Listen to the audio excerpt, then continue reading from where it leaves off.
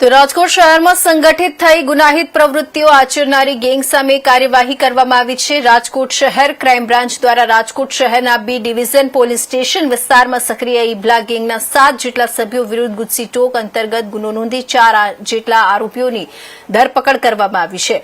2 જેટલા આરોપીઓ હાલ જ્યુડિશિયલ કસ્ટડીમાં છે, જેમની કસ્ટડી મેળવીને તેમના રિમાન્ડ પણ મેળવવામાં આવશે।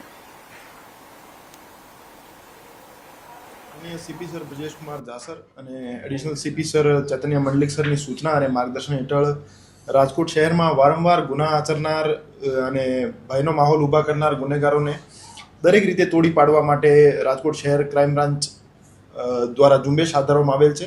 આ ઝુંબેશના ભાગરૂપે એસીપી શ્રી ભરત બસિયા સાહેબ, પીઆઈ શ્રી મેહુલ ગોંડિયા સાહેબ, પીઆઈ શ્રી મનોજ ડામોર સાહેબ અને પીઆઈ શ્રી ચિરાગ જાદવ સાહેબની ટીમ દ્વારા શહેર વિસ્તારના બી ડિવિઝન એરિયામાં ઈબલા ગેંગ નામની ટોળકી જેના વિરુદ્ધ 89 જેટલા ગુના દાખલ થયેલા છે। એમાં 4 ખૂનની કોશિશ, 5 લૂંટ અપહરણ, 11 રાયોટિંગ, 1 છેડતી અને 29 મારામારી અને બીજા પ્રોહિબિશન અને આર્મ્સ એક્ટના ગુના દાખલ થયેલા છે। આ આરોપીઓ પૈકી ગેંગ લીડર ઇબ્રાહિમ ઉર્ફે ઇબલો જે છે અને એક જાવેદ ઉર્ફે જવલો, એ બંને આરોપી જેલમાં છે હાલમાં। અને આ સિવાયના 4 આરોપીઓ સલીમ ઉર્ફે સલિયો, મહેબૂબ ઉર્ફે મેબલો, અશરફ અને લખન હાલ ક્રાઇમ બ્રાન્ચના શકંજામાં છે।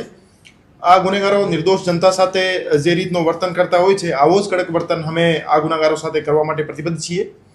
રાજકોટ શહેરમાંથી ગુનેગારોને સાફ કરવાની આ ઝુંબેશ આવનાર સમયમાં આક્રમક રીતે ચલાવવામાં આવશે અને આવનાર અમુક દિવસોમાં બીજી 3 ગેંગ વિરુદ્ધ જીસીટીઓસીની કાર્યવાહી કરવામાં આવશે। સર, મુખ્ય કયા ગુના આચરવામાં આવ્યા? એ જે ગેંગ છે એના વિરુદ્ધ કુલ મેં જે રીતે જણાવ્યું 89 ગુના દાખલ થયેલા છે અને જીસીટીઓસીના કામે અમે 27 ગંભીર ગુના ધ્યાને લીધેલા છે। ગુનાઓની વાત કરીએ તો એમાં 4 અટેમ્પ્ટ ટુ મર્ડર છે, લૂંટ અને અપહરણના 5 ગુના છે અને 11 રાયોટિંગના છે, 1 છેડતીનો અને 29 મારામારીના ગુના છે।